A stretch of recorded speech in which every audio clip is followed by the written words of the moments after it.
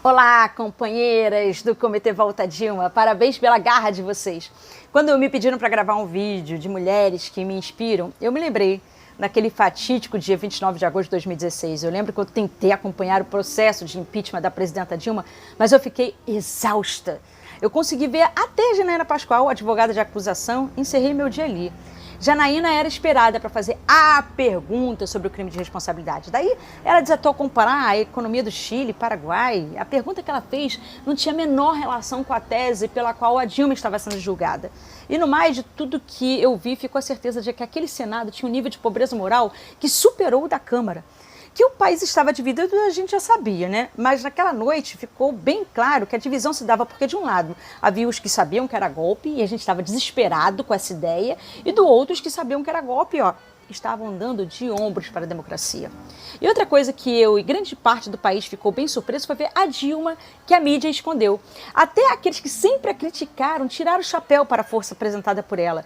E se a mídia apoiasse Dilma, a gente teria uma líder inconteste do nosso povo, da qual todos poderíamos nos orgulhar, a despeito dos seus defeitos, que em nada afetaram a soberania do país. Dilma cometeu erros políticos, mas não foi e nem é uma criminosa moral, e fez jus ao cargo para o qual foi eleita. Ela falou por quase 14 horas em uma defesa memorável que já entrou para a história. Dilma deu um show de coragem, dignidade e respeito à biografia e à democracia. E o circo era tão estapafúrdio que havia gente como o senador Romero Jucá, se lembra, que foi pego em gravação conspirando para acabar com o governo Dilma e a Lava Jato, que estava ali. O Brasil é o único país onde uma presidenta que não cometeu crime algum foi condenada por políticos comprovadamente criminosos. E não foi à toa que Dilma aceitou essa condição de ser interrogada por 14 horas. Ela sabia que precisava, sobretudo, defender o processo democrático e a sua biografia. O golpe foi dado e a relutância foi documentada e já está nos livros de história.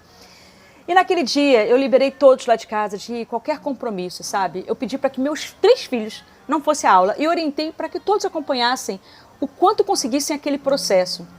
Ouçam, meus filhos, observe o olhar de Dilma e sua postura, se inspirem nessa mulher, não sejam covardes, enfrentem seus adversários, sejam dignos.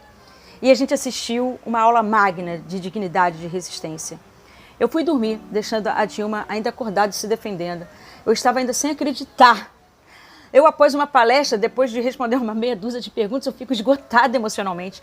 E a Dilma estava quase 12 horas quando eu fui dormir, dando uma aula de democracia, um banho político nos senadores. Que mulher é essa, gente? Será para mim sempre uma grande inspiração. E se um dia os meus netos me perguntarem que lado eu estava da história, eu poderei dizer que estava ao lado de um mega coração valente.